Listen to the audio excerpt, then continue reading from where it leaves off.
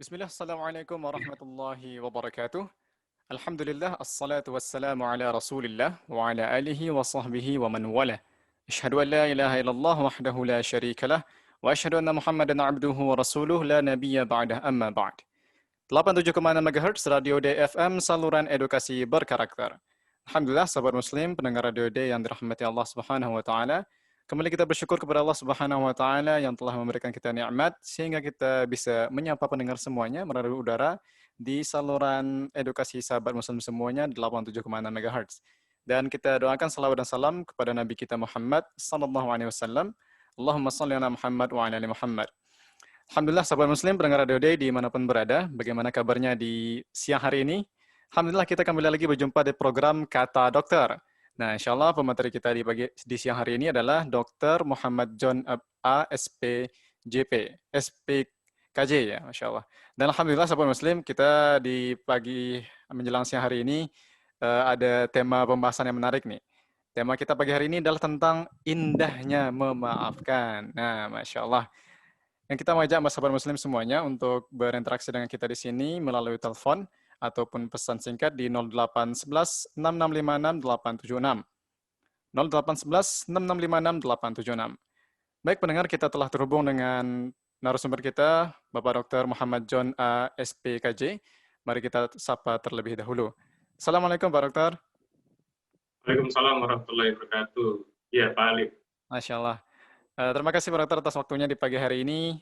Tema kita tentang indahnya memaafkan. Ya Pak Dokter? Iya, untuk indahnya lah ya. Masya Allah. Nah ini udah nggak sabar lagi ya. Kita langsung saja persilakan kepada Pak Dokter untuk memberikan materi di pagi hari ini. Ya, Assalamualaikum warahmatullahi wabarakatuh. Selamat pagi menjelang siang untuk audiens daripada DFM pada hari Jumat ini. Pada hari ini tema yang insya Allah akan kita bawakan bertema indahnya memaafkan. Tetapi sebetulnya juga tidak indah-indah sekali sih, cuma indah. Nah, itu diksi yang saya pakai, yang saya pilih, indah. Jadi kalau diksi itu adalah suatu pilihan kata yang akan mempercantik kalimat kata berikutnya. Nah, untuk memaafkan memang kata orang kan memang cukup berat dan kadang menyakitkan dan perlu proses yang bertahun-tahun kadang juga menjadi sesuatu momok yang sangat-sangat tidak mungkin terjadi kata orang. Nah, di sini kita rubah persepsi itu menjadi diksi yang lebih nyaman dan lebih ringan, yaitu indahnya memaafkan. Sehingga nanti di pikiran bawah sadar kita bahwa memaafkan itu adalah sesuatu yang indah, bukan sesuatu yang berat, bukan sesuatu yang momok yang menakutkan. Nah, di sini saya berusaha untuk memperjelas indahnya itu di mana dan caranya bagaimana secara kedokteran jiwa. Nah, di sini kita mengetahui bahwa ketika kita membahas segala sesuatu, yang kita pertanyakan adalah what, why, when, where, and how. Jadi apa, mengapa, di mana, kenapa, dan juga bagaimana caranya. Nah, kelima ini insya Allah akan kita bahas sehingga kita bisa mengetahui kita ini udah di posisi di mana, di why-nya, atau di where-nya, atau masih di what-nya aja. Ya, seperti yang kita ketahui bahwa untuk memaafkan itu adalah sesuatu kalimat yang bisa diinterpretasikan berbeda tiap orang. Kalau saya menginterpretasikan memaafkan itu adalah berdamai dan juga bersahabat dengan masa lalu, baik terhadap persona atau juga terhadap suatu kelompok. Jadi misalnya kan terkadang orang luka batin itu bukan hanya antar orang, tapi juga antar suku. Kemudian kalau di Jakarta itu antar kampung itu berkelahi dan segala macam. Nah, ini memaafkan berarti kita bersahabat dan berdamai dengan masa lalu, baik terhadap persona maupun kelompok. Nah, di sini kita bisa melihat bahwa berdamai. Nah, berdamai ini adalah sesuatu yang sudah saya ungkapkan sebelumnya, yaitu bagaimana kita men-setting pikiran bawah sadar kita. Karena berdamai yang sesungguhnya terkadang kita tidak menemui orangnya, tetapi di kepala kita orang itu masih ada dan masih tersimpan. Nah, kemudian kita bertanya lagi why-nya, mengapa? Mengapa kita untuk memaafkan? Mengapa ini ada 3 alasan. Yang pertama adalah, satu, memang ketika kita tidak memaafkan untuk orang-orang yang kita menganggap sudah menzolimi atau segala macam, itu secara kejiwaan akan menimbulkan beberapa gangguan mental. Jadi ketika kita menekan perasaan itu ke pikiran bawah sadar, yaitu dengan represi, atau kepikiran sadar atau supresi, itu akan menimbulkan beberapa gangguan. Jadi di beberapa jurnal dikatakan orang-orang yang mendendam dan juga tidak memaafkan, itu akan timbul juga gangguan kecemasan dan juga depresi. Nah, kemudian kenapa kita juga harus memaafkan? Sebaiknya memaafkan ya, bukan kalimat harus ya, sebaiknya memaafkan. Karena itu adalah, yang kedua adalah kita harus melatih diri kita untuk memaafkan, belajar. Kenapa begitu? Karena nanti di kehidupan kita sampai menjelang akhir hayat kita, mungkin kita akan menemui 100 orang yang berbeda, yang mungkin juga menyebalkan ataupun juga menyakiti hati kita. Nah, nanti bila ketemu dengan 100 orang itu, kita sudah latihan dari sekarang, belajar memaafkan. Nah, jadi kita harus sebaiknya memaafkan itu karena kita berlatih. Nah, ketika kita berlatih, di situ ada latihannya, sehingga nanti ketemu lagi yang model-model seperti itu, kita lebih enjoy aja lah, nggak terlalu memasukkan ke pikiran bawah sadar kita. Kemudian yang berikutnya adalah di dalam agama, memaafkan itu adalah suatu pintu masuk untuk pintu masuk surga. Jadi dalam surat Ali Imran ayat 133, wasyari'u ila maghfiratim mir rabbikum arduhas samawati wal ardu iddat lil muttaqin. Kemudian ayat 134-nya alladzina yunfikuna fis sarra'i wad dharra'i wal kadhimina al ghaidha wal 'afina 'anil nasi wallahu yuhibbul muhsinin. Jadi di situ untuk yang penjelasannya bahwa redaksinya bahwa memaafkan dan juga sabar adalah juga sebagai pintu masuk kita di dalam memasuki pintu surga. Jadi amalan-amalan yang lain kan ada sholat, puasa, yunfikun, bersedekah dan segala macam, itu juga pintu masuk surga. Dan di sini juga di dalam satu ayat, itu dalam satu paket juga, yaitu memaafkan dan juga bersabar. Kemudian kita berlanjut untuk, tadi sudah what, why-nya, kemudian when. Kapan nih kita mau memaafkan? Nah, memaafkan itu adalah, kapannya itu adalah timingnya jangan saat itu juga. Karena kalau kita lagi dikecewakan, misalnya, kemudian kita paksakan, aduh enggak, saya sabar, sepertinya itu dibuat-buat. Kalau dibuat-buat itu, insya Allah malah memperkuat di pikiran bawah sadar semakin rasa dendam terhadap orang tersebut. Nah, diusahakan itu di dalam ketika kejadian itu berlangsung, ketika peristiwa itu berlangsung, diusahakan dengan jarak sekitar 90 detik. Jadi teknik meredakan suatu kekecewaan itu kita hitung 90. Itu ada ilmunya. Jadi ketika lagi peristiwa itu, hitung aja sambil narik nafas. 1, 2, sambil tidak boleh melakukan apapun. Gitu ya. Jadi menahan diri 90 detik. Nah, ketika 90 detik itu nanti yang tadinya kekecewaan itu dikuasai oleh pikiran bawah sadar yang bersifat animal atau kebinatangan, itu akan dikuasai oleh korteks setelah 90 detik. Nah, korteks itu adalah budi luhur yang membedakan kita dengan yang lainnya. Makanya korteks itu akan mengkritisi dan segala macam, sehingga kita dalam posisi yang bisa melihat secara jernih terhadap segala sesuatu.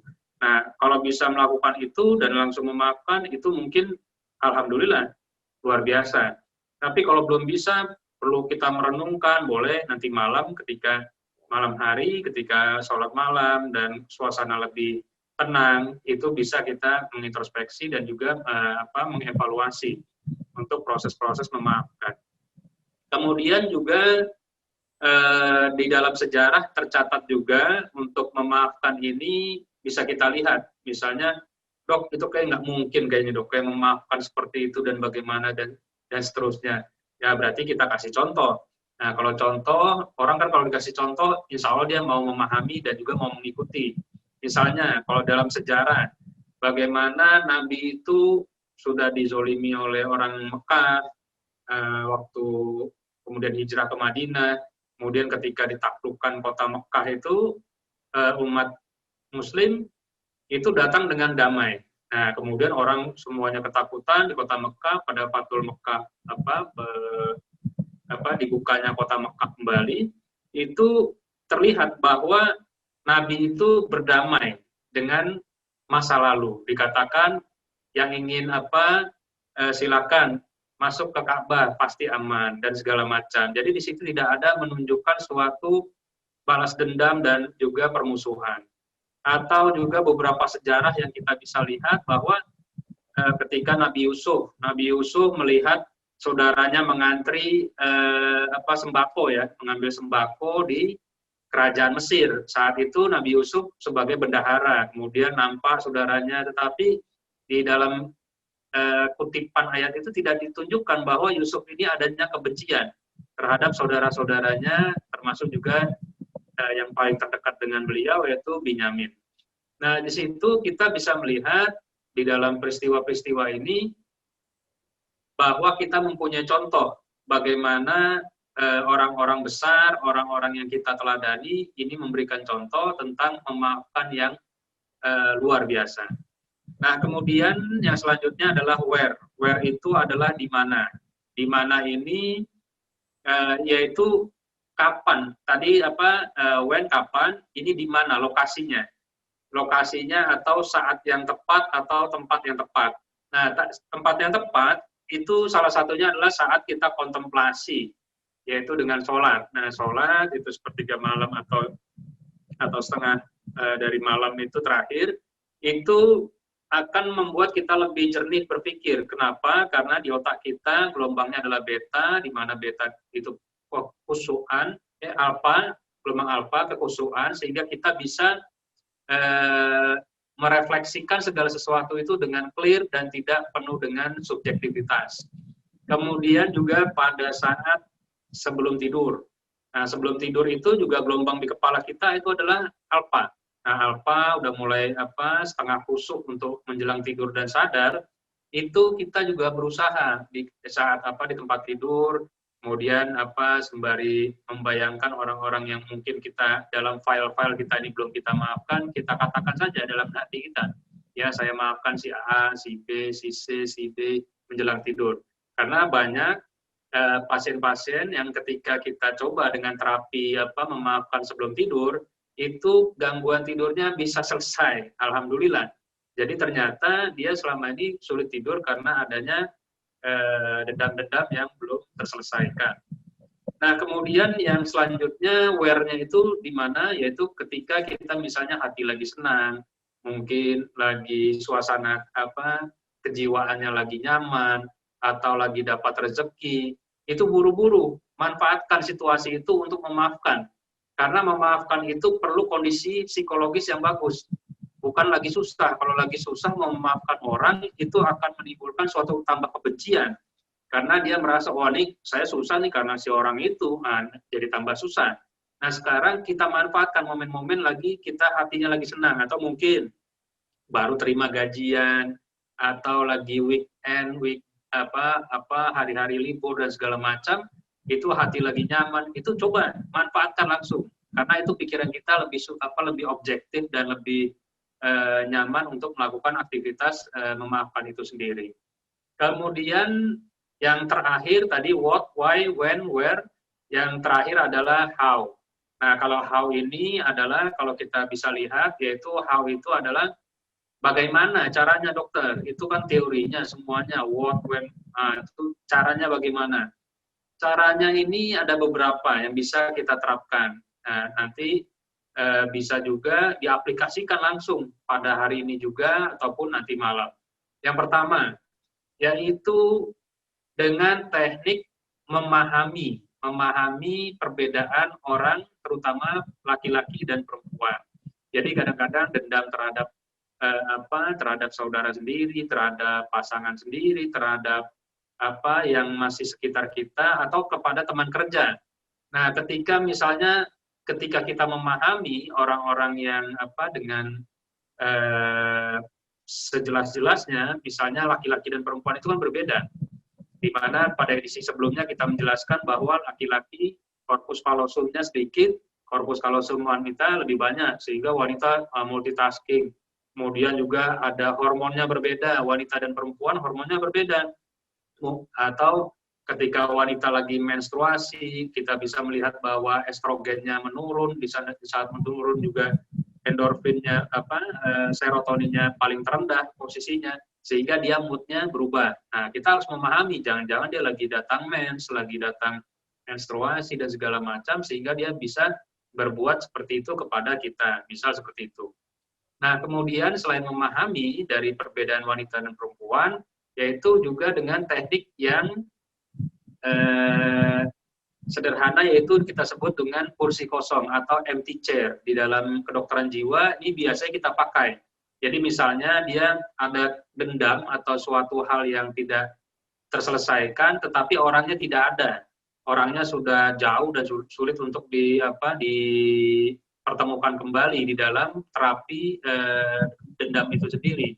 Nah, itu di dalam empty chair, nanti suruh di depannya itu ada bangku, kemudian dia bayangkan ada orang di depan yang orang dia tidak suka itu di depannya, kemudian diajak dialog. Nah, ketika diajak dialog, kemudian dia berperan juga sebagai orang itu tersebut, kemudian kira-kira jawabannya apa. Nah, itu nanti setelah terapi itu orang itu akan merasa lebih plong dan lebih nyaman. Kemudian ada lagi teknik, yaitu bagaimana ketika pikiran-pikiran tidak menyenangkan itu terlintas. Jadi terkadang kita lagi duduk, terlintaslah pikiran-pikiran tentang orang tersebut yang sudah misalnya menyakiti kita. Nah, itu bisa juga dengan membuat suatu kalimat-kalimat sugesti positif, yaitu dengan kalimat mungkin tetapi karena. Contohnya seperti ini. Jadi misalnya ketika lagi duduk, terlintas nih, wah ini orang ini gitu kan, atau orang itu lagi nampak sama kita. Seketika mungkin lintasan di kepala kita timbul data-data yang dahulu. Wah, ini orang ini memang kurang ajar, nih orang memang brengsek, nih orang begini. Wah, lintasan di kepala itu banyak sekali. Nah, lintasan itu jangan kita biarkan karena dia akan berkembang dan seperti bola liar. Makanya kita cut dengan berkata di dalam hati, mungkin saya pernah dikecewakan orang itu, tetapi saya memaafkannya karena memaafkan adalah bagian dari orang yang mulia. Nah, ketika kita mengucapkan itu dengan pola kalimat seperti itu lintasan-lintasan di kepala itu otomatis akan berhenti. Karena di dalam penggunaan ini adalah kita menggunakan kalimat mungkin. Nah, kalimat mungkin itu adalah sebagai kita merefleksikan isi perasaan kita. Mungkin saya kecewa dengan orang ini, tetapi dengan kalimat tetapi ini, kalimat pertama akan terhapus. Tetapi saya memaafkan orang ini. Kemudian diperkuat dengan kalimat karena. Karena Allah Subhanahu wa Ta'ala menyukai orang yang memaafkan dan segala macam. Nah, di situ kita bisa melihat dengan pola kalimat mungkin tetapi karena itu bisa memutus lintasan-lintasan di kepala tentang pikiran-pikiran buruk terhadap orang tersebut. Nah, kemudian juga untuk yang lainnya adalah misalnya, dok, yang itu kayak terlalu tidak mungkin caranya. Ya, cara yang terakhir ada, yaitu dengan merubah energi negatif menjadi suatu energi yang positif dan lebih luar biasa. Contohnya, kita misalnya dikecewakan orang ini, kita buat prestasi yang lebih dari orang itu, atau kita melakukan suatu, jadi energi itu kan tidak bisa dirubah, tidak bisa dihilangkan, tetapi dia bisa berubah bentuk. Nah, kita rubah energi yang negatif menjadi prestasi, kita tunjukkan suatu prestasi kita di bidang apa, Mungkin seperti itu ya, Pak Alif, untuk pembahasannya. Terima kasih, Dokter, untuk materinya di pagi hari ini. Ini, Masya Allah, bagi sahabat Muslim yang ingin bertanya seputar materi, bisa menghubungi kita di 0811 6656 876. 0811 6656 876. Baik, ini ada pertanyaan masuk melalui pesan. Assalamualaikum dok, saya ingin bertanya. Saya ada bermasalah dengan seseorang, tetapi saya sudah memaafkan. Namun ketika bertemu masih ada rasa rasa enggan, ya seperti segan. Kemudian saya juga tidak mau berbicara dengannya, tetapi dalam hati saya sudah memaafkan. Bagaimana solusinya agar saya bisa kembali normal seperti biasa? Ya, jadi yang seperti saya katakan bahwa memaafkan itu bukan melupakan. Jadi semua data, jadi ini hukumnya begitu di dalam biologi kedokteran, semua data masuk ke dalam suatu reservoir yang besar yang disebut juga amigdala. Kemudian tersimpan di dalam file yang bagus, disebut juga dengan hipokampus di dalam otak kita. Seperti halnya kalau di komputer itu di hardware ya. Di hardware itu tidak bisa dihapus. Walaupun sudah dimasukkan recycle bin, itu masih bisa kita hidupkan lagi file yang di recycle bin, kan seperti itu. Nah, begitu juga otak kita. Data-data tentang kekecewaan itu, data-data negatif itu tersimpan dengan rapi.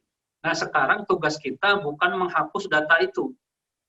Jadi kalimat saya sudah memaafkan itu baru sebatas supresi atau menekan kepikiran sadar ataupun kepikiran bawah sadar. Tetapi dia belum mengkondisikan data negatif itu. Jadi tugas kita bukan menghapus data itu, tetapi merubah. Jadi data yang masuk kan data negatif. Kita rubah menjadi data yang netral sifatnya. Jadi kalau kita menghapus itu perbuatan sia-sia, karena semua data itu tersimpan. Dari kita kecil sampai kita menjelang wafat pun itu kita masih hafal peristiwa-peristiwa yang memang tersangkut paut dengan diri kita. Nah sekarang kita rubah data yang negatif menjadi data yang netral. Nah ketika data itu sudah menjadi netral dengan berbagai metode yang tadi saya sampaikan tadi, dengan how yang tadi beberapa metodenya, itu akan membantu si pasien atau orang tersebut membuat data itu menjadi netral. Tetapi kalau melupakan tentang kekejaman orang itu, melupakan tentang kata-katanya dan segala macam, itu insya Allah tidak mungkin karena datanya sudah tersimpan. Nah, kemudian tugas kita adalah merubah data itu menjadi data yang netral sehingga tidak mengganggu aktivitas kita, mengganggu konsentrasi kerja kita dan segala macam. Baik, terima kasih dok atas jawabannya. Mudah-mudahan bisa menjawab pertanyaan dari penanya. Ini ada satu lagi pertanyaan dok, terkait dengan memaafkan. Bismillah, saya ingin bertanya.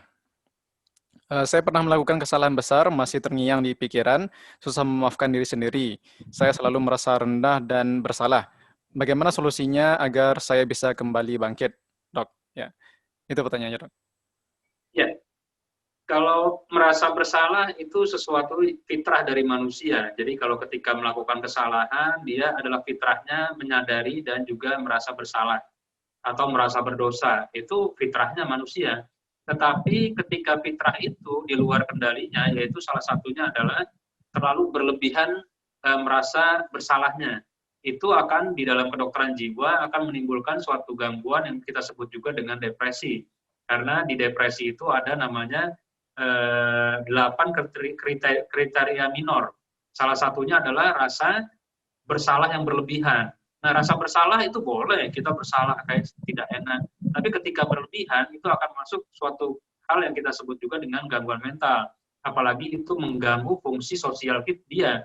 Dia tidak lagi bisa bekerja, dia tidak bisa lagi berkawan, jadi malas bersosialisasi, kemudian lebih menyalahkan diri sendiri. Akhirnya dia tidak produktif. Nah, kalau sudah begitu, itu perlu dievaluasi. Jangan-jangan ini bukan perasaan bersalah yang sesuai fitrahnya. Ini jangan-jangan sudah masuk suatu gangguan. Nah, ketika untuk gangguan-gangguan itu, ya perlu pakai terapinya, pakai psikoterapi, atau tadi pakai coba metode-metode yang tadi. Walaupun itu bersalahnya terhadap diri sendiri.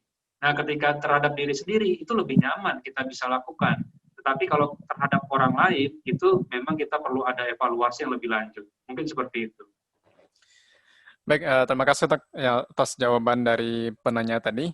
Dan sebelum kita tutup di sesi kata dokter pada pagi hari ini, kita minta kepada dokter untuk memberikan closing statement ya atau kesimpulan dok terkait materi hari ini.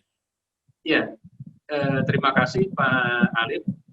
Di saat ini semua hal bisa terjadi.